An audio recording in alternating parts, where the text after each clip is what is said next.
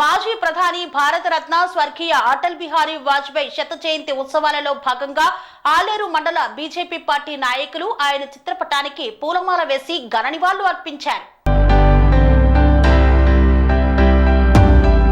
భారతదేశ దివంగత మాజీ ప్రధాని భారతరత్న అటల్ బిహారీ వాజ్పేయి నేటి యువత రాజకీయ నాయకులు ఆదర్శంగా తీసుకోవాలని ఆలేరు బీజేపీ మండల పార్టీ అధ్యక్షులు పూజారి కుమార్ స్వామి గౌడ్ అన్నారు.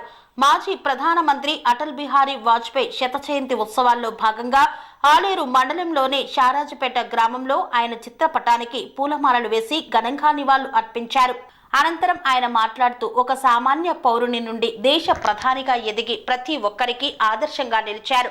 దేశ స్వాతంత్ర్యం కోసం మహాత్మా గాంధీజీ తలపెట్టిన క్విట్ ఇండియా ఉద్యమంలో చురుగ్గా పాల్గొని ఆర్ఎస్ఎస్ లో చేరి క్రమశిక్షణతో మెలిగి భారతీయ జనసంఘ్ డాక్టర్ శ్యామ్ సుందర్ ముఖర్జీ నాయకత్వంలో పనిచేసి 1980లో భారతీయ జనతా పార్టీని స్థాపించిన ఘనత ఆయనదని కొనియాడారు. 1996లో మొదటిసారిగా 13 రోజులు ప్రధానిగా ఉండి ఆ తర్వాత 1998లో 13 నెలలు ప్రధానిగా ఉండి అదేవిధంగా 1999 నుండి 2004 వరకు దేశ ప్రధానిగా విధులు నిర్వహించారన్నారు. భారత మాజీ ప్రధానమంత్రి భారతరత్న వాజ్పేయి అటల్ బిహారీ వాజ్పేయి గారి శత జయంతి ఉత్సవాలు జరుపుకోవడం మాకందరికీ చాలా గర్వకారణంగా ఉంది. ఆయన అడుగుజాడలో ఆయన ఆశయ సాధనకు చేసినప్పుడే ఇక్కడున్న బీజేపీ కార్యకర్తలు కానీ మిగతా ఉన్న భారత పౌరులు కానీ భారత పౌరులు కానీ ఆయన అడుగుజాడలో నడిచి దేశాన్ని ముందుకు తీసుకుపోవాలని కోరుతున్నాను. అదేవిధంగా ఆయనే గాంధీ గారి ఆయన పహార ఏదనే గాంధీ గారి భారతదేశ స్వాతంత్రం కోసం క్విట్ ఇండియా ఉద్యమంలో పాల్గొన్నాడు. ఆ తర్వాత భారతీయ జనసంఘ్లో పాల్గొని ఎంపీగా గెలిచాడు. ఆ తర్వాత 1980లో భారతీయ జనతా పార్టీని స్థాపించి ఆ రోజు నుంచి 1996లో మొట్టమొదటిసారిగా ఆయన ప్రధానమంత్రిగా ప్రమాణ స్వీకారం చేసి కేవలం 13 రోజులు మాత్రమే ప్రధానమంత్రిగా ఉండి విశ్వాసంలో కోల్పోయిన తర్వాత ఆయన ఉపన్యాసం విని దేశ చరిత్ర మొత్తం మారిపోయింది. ఆ రోజు నుంచి ఇప్పటివరకు ఆయన స్పీచ్ను విన్న తర్వాత ప్రతి ఒక్కరి లోపల దేశం మీద భక్తి పెరిగింది. తర్వాత 1998లో ప్రధానమంత్రిగా ప్రమాణ స్వీకారం చేశారు. అప్పుడు అన్నాడీఎంకే పార్టీ కాంగ్రెస్కి కొత్తగా మారి అవిశ్వాసంలో మళ్ళీ కోల్పోయి 13 నెలలకే ప్రభుత్వం కోల్పోయింది. ఆ తర్వాత మళ్ళీ దేశంలో ప్రతి ఒక్కరి లోపల బీజేపీ పార్టీపై నమ్మకం పెరిగి 1999లో మళ్ళీ ప్రధానమంత్రిగా 5 సంవత్సరాలు సంకీర్ణ ప్రభుత్వంలో 5 సంవత్సరాలు ప్రధానమంత్రిగా ఉంటూ దేశంలోని అంతకుముందున్న కాంగ్రెస్ ప్రభుత్వానికి హెచ్చరిస్తూ కాంగ్రెస్ ప్రభుత్వంలో జరిగిన పనులన్నీ జాతీయ రహదారులను ఇప్పటి వరకు ఆయన వేసే రోడ్లు ఇప్పటి వరకు చెక్కు చెదరకుండా ఉంటున్నాయంటే 1995 నుంచి 2004 వరకు ఆయన చేసిన దేశాభివృద్ధి చూస్తుంటే ప్రపంచ దేశాలే అవాక్కయ్యాయి. ఆయన బాటలోనే ఇప్పుడు ప్రస్తుతం నరేంద్ర మోడీ గారు కూడా ఆయన బాటలో అడుగుజాడలో నడుస్తూ దేశాన్ని ప్రపంచ దేశాల కన్నా పెద్దనగా మారిండు. ఆయన అడుగుజాడలో నడుచుకుంటున్న ఈరోజు చెప్పుకోవాలనుకుంటే ఎన్నో విషయాలు వాజ్పేయి గారి గురించి చెప్పాలంటే ఆయన ఒక కవిగా, ఒక రచయితగా, ఒక పత్రిక రంగంలో పనిచేసి ఎన్నో ఆర్ఎస్ఎస్లో పనిచేసి ఆయన క్రమశిక్షణతోటి దేశానికి ఒక వ్యక్తి ఏ రకంగా ఉండాలి, ప్రధానమంత్రి అయితే ఏ రకంగా ఉండాలి అనేది ప్రతి ఒక్కరికి చెప్పిన ప్రపంచ దేశాలకు చెప్పిన వ్యక్తి కూడా వాజ్పేయి అని చెప్పవచ్చు.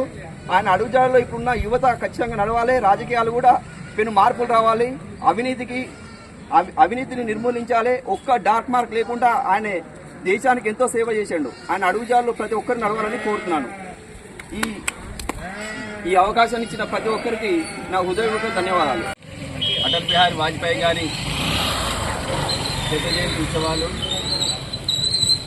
భారత మాజీ ప్రధానమంత్రి భారతరత్న అవార్డు పొందిన భరతమాత ముద్దుబిడ్డ మాజీ ప్రధానమంత్రి అటల్ బిహారీ వాజ్పేయి గారి శత జయంతి ఉత్సవాల్లో భాగంగా షారాజ్పేట గ్రామంలో జరుపుతున్న షారాజ్పేట గ్రామ శాఖకు ఈ యొక్క కార్యక్రమానికి ముఖ్య అతిథిగా విచ్చేసిన మండల పార్టీ అధ్యక్షులు పూజారి కుమార్ స్వామి గౌడ్ గారికి, ఇక్కడికి ఇచ్చేసిన ప్రతి ఒక్కరికి పేరు పేరున హృదయపూర్వక ధన్యవాదాలు తెలియజేసుకుంటూ అటల్ బిహారీ వాజ్పేయి గారు డిసెంబర్ 25 తారీఖు 1924 సంవత్సరం మధ్యప్రదేశ్లోని గ్వాలియర్లో జన్మించారు. తన జీవితం మొత్తం ప్రజాసేవకి అంకితం చేసిన మహనీయుడు. భారత ప్రధానమంత్రిగా అనేక సంస్కరణలు తీసుకొచ్చి భారతదేశాన్ని ప్రపంచ చిత్రపటంలో ముందుంచిన మహనీయుడు వాజ్పేయి గారు. మరి తన ప్రధానమంత్రిగా ఉండగా బడుగు బలహీన వర్గాల కోసం, అట్టడుగు వర్గాల ప్రజల కోసం అనేక సంస్కరణలు, ప్రజా పాలన కోసం ప్రభుత్వ పథకాలను ప్రజలకు చేరవేసేందుకు అన్ని గ్రామాలలో ఉన్న అట్టడుగు ప్రజలకు అంత్యోదయ మార్గం లక్ష్యంగా పనిచేసిన ప్రతి ఒక్కరికి సంక్షేమ పథకాలు అందాలని చెప్పిన మహనీయుడు. మరి ఆయన ప్రధానమంత్రిగా ఉన్నప్పుడు పోఖ్రాన్ అణుబాంబు పరీక్ష చేసి ప్రపంచానికి మరి మన భారతదేశం సత్తా చాటాడు. అదేవిధంగా లాహోర్ బస్ యాత్ర చేశాడు. ఈ విధంగా చూసుకుంటూ పోతే మరి మన భారతదేశ ఖ్యాతిని విదేశాలలో మరి ఎన్నో సమస్యలు, జటిలమైన సమస్యలను పరిష్కరించి తను అజాత శత్రువుగా అన్ని పార్టీలలో ఒక కవిగా, రచయితగా అందరి మన్నలను పొంది అజాత శత్రువుగా అనిపించుకున్న మహనీయుని వర్ధంతి శతయోత్సవాలను ఇవాళ భారతదేశంలో ఘనంగా నిర్వహిస్తున్నారు. మరి అదే బాటలో నడుస్తున్న మన ప్రధానమంత్రి నరేంద్ర మోడీ గారు కూడా మరి వాజ్పేయి గారి అడుగుజాడలు నడుస్తూ ఈరోజు మరి అనేక పథకాలను ప్రవేశపెట్టి ప్రజలకు చేరువజేస్తూ పేద ప్రజల కోసం మరి అనేక సంస్కరణలు తీసుకొచ్చి ఆయన మార్గం నడుస్తున్న నరేంద్ర మోడీ గారి ఆశయం మనం ముందుకు తీసుకుపోవాలని, అదేవిధంగా మరి స్వర్గీయ మాజీ ప్రధానమంత్రి అడుగుజాడలో మనం అందరం నడుస్తూ కంకణబద్దులై దేశం కోసం, ధర్మం కోసం ఈరోజు పనిచేస్తున్న పార్టీ ఏకైక పార్టీ భారతీయ జనతా పార్టీ. యువత ముందుకు రావాలని చెప్పేసి సందేశం ఇచ్చిన మహనీయుడు వాజ్పేయి గారు. ఈరోజు ఆయన ఆశయం కల నెరవేరింది. అన్ని గ్రామాలలో యువత ముందుకొస్తుంది. అంటే మరి అతని ఆశయం, దృఢ సంకల్పం ఎంతో నిశ్చయంగా ఉండదని మనం అందరం కోరుకుంటూ, స్మరించుకుంటూ ఈ యొక్క అవకాశం ఇచ్చిన మండల పార్టీ అధ్యక్షులు, ఈ గ్రామ శాఖకు ధన్యవాదాలు తెలియజేసుకుంటూ ముగిస్తున్నాను. జై భారత్, జై హింద్. భారత్ మాతా కీ జై.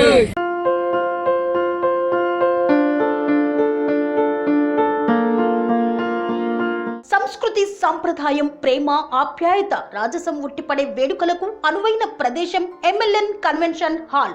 కని విని ఎరుగని రీతిలో జరిగే మీ ఇంటి కళ్యాణ వైభోగానికి అందమైన కళ్యాణ వేదిక MLN convention hall.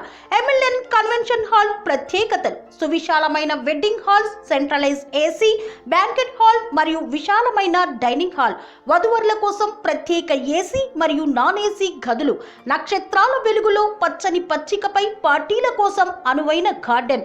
MLN convention లో సీసీటీవీ పర్యవేక్షణతో పూర్తి భద్రత, 2000 వాహనాలు పార్కు చేసేందుకు సువిశాల పార్కింగ్ సౌకర్యం.